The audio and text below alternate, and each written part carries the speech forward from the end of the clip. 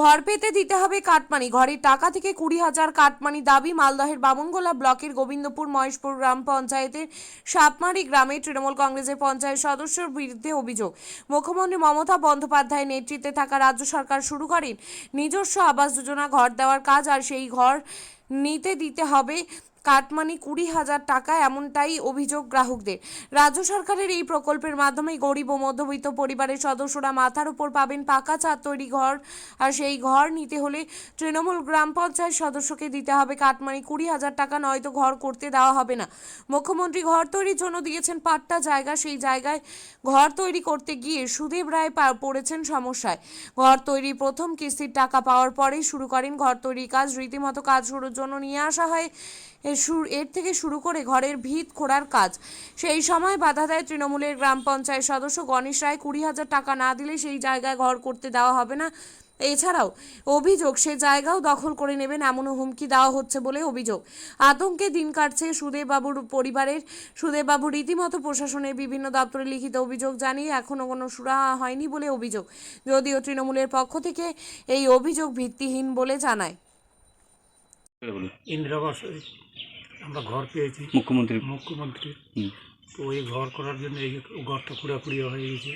তারপরে পঞ্চায়েত এসে আমাদের হঠাৎ বাধা দিল, বলতে এখন করা যাবে না, এটা আগে মাপজোক হবে, কোথায় কী হবে। তারপর পঞ্চায়েত কোন পার্টি? টিএমসি। কি নাম? গণেশ রায়। কি বলছে? বলছে এটা আমরা এখানে করবো, সেন্টার করবো, অমুক করবো, এখানে আমাদের প্রতিষ্ঠান আছে, এটা গোটাটাই আমরা দখলে নেব, এই বলে হুমকি দিয়ে আমাদের। জায়গাটা কার নামে রয়েছে? জায়গাটা আমার নামে পাট্টা রয়েছে। সেখানে ঘর করছেন? হয়। এখন বাধা দিচ্ছে?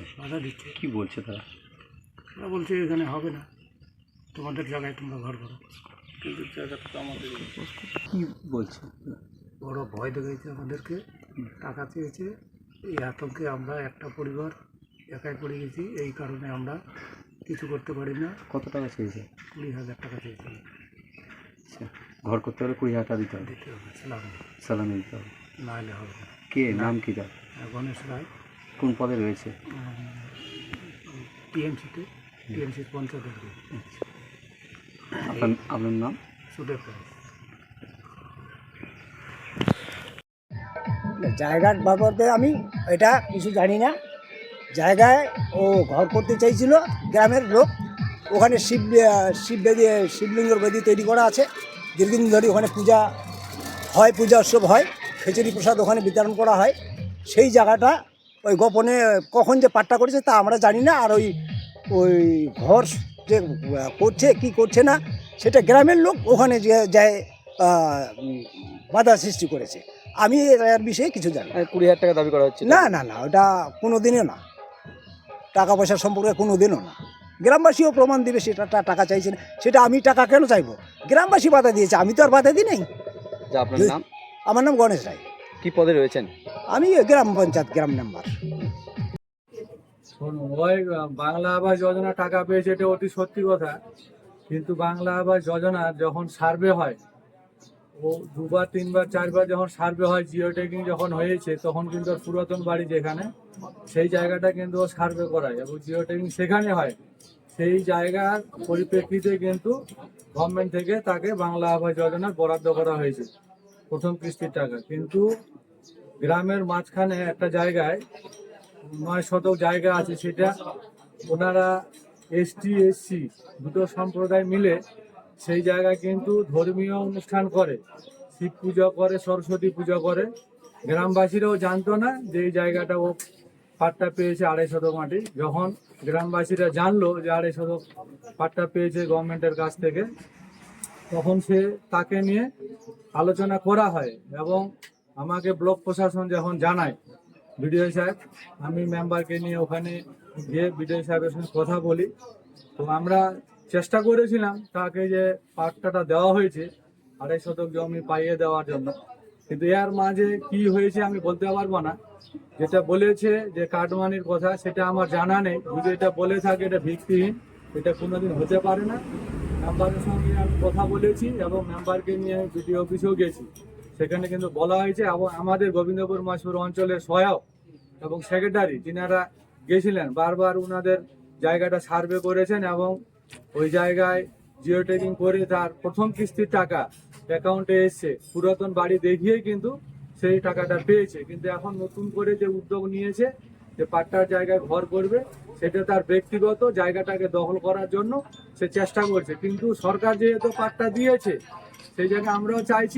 আমরা যেটা বলবো, আমরা দেখছি যে বিগত 2011 সালে আমাদের রাজ্যে ক্ষমতা পরিবর্তন হওয়ার পর থেকে আমরা যাকে মানে 34 বছরের যে বাম সরকার, সেই সরকারকে পরিত্যাগ আমরা একটা কারণে করেছিলাম যে মানুষের প্রতি যে অন্যায়, অত্যাচার, কাটমারি এবং দুর্নীতি এবং যে মানে প্রশাসনের মাধ্যমে যে আমাদের অরাজকতা সৃষ্টি হয়েছিল, তার পরিপ্রেক্ষিতে আমরা 2011 সালে আমাদের এই মমতা ব্যানার্জিকে ক্ষমতায় পশ্চিমবঙ্গে নিয়ে আসলাম। কিন্তু আমরা কি দেখলাম, যে আশা নিয়ে আমাদের রাজ্যের মুখ্যমন্ত্রীকে আমরা পশ্চিমবঙ্গের গদিতে বসালাম 3 বার, কিন্তু আমরা কি দেখলাম, প্রত্যেকটা গ্রাম থেকে শহর থেকে প্রত্যেক জায়গায় আমাদের তৃণমূলের উপর থেকে নিচ অবধি যত রকমের জনপ্রতিনিধি যে তারা প্রত্যেকটা পাড়াতে, আমাদের যেমন হরিপুরের সুদীপ রায়ের যে ঘটনাটা, আমরা ওখানে গিয়েছিলাম এবং দেখলাম যেটা, যে ওখানকার যে পঞ্চায়েত সদস্য তিনি বলছে যে এখানে বাড়ি করতে গেলে আমাদের 20,000 টাকা দিতে হবে, তবে আমরা বাড়ি করতে দিব, নাহলে বাড়ি করতে দিব না।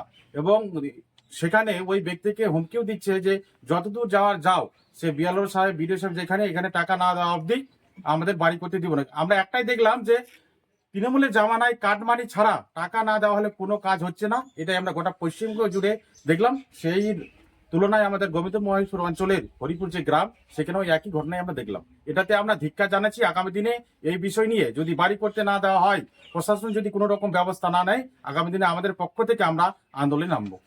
এই যে কাটমানি নেওয়া হচ্ছে, বারবার বলছে যে কাটমানি নেওয়া যাবে না, ঘর হচ্ছে, তো এটাকে কিভাবে দেখছেন আপনি? না, আমাদের রাজ্যের মুখ্যমন্ত্রী কথাই বলছে যে বিভিন্ন রকম প্রশাসনিক সভা বা বিভিন্ন রকমের বৈঠকে বলছেন আমাদের রাজ্যের মুখ্যমন্ত্রী যে কোনো আমার বাবার নামে ঘর পেয়েছে বাবা বাংলা আবাস যোজনা থেকে। তো বাবা আবার মুখ্যমন্ত্রী যে নিজ গৃহ নিজ প্রকল্প, সেই ঘরের মানে পাট্টার একটা আবেদন করেছিল, সেই পাট্টার আবেদনে পাট্টাও পেয়েছে।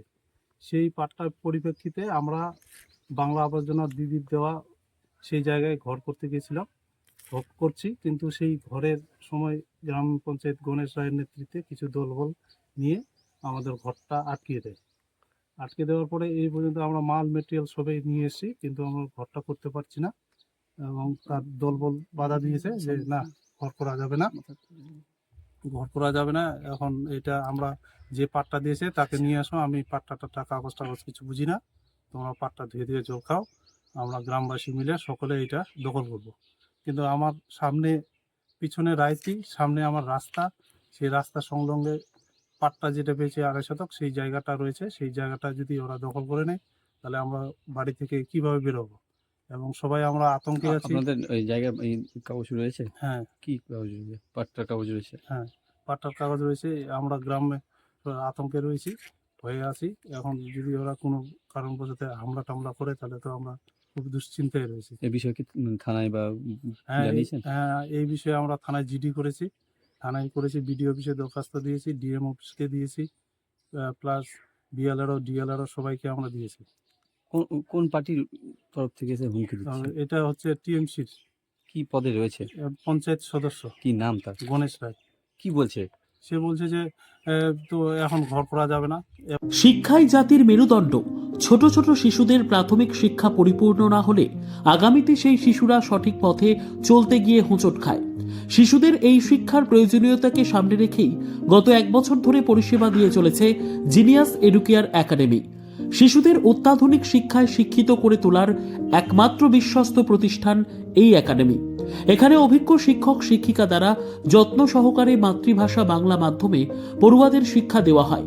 একেবারে খেলার ছলে বিনোদনমূলকভাবে বাচ্চাদের এখানে পাঠ দেওয়া হয়।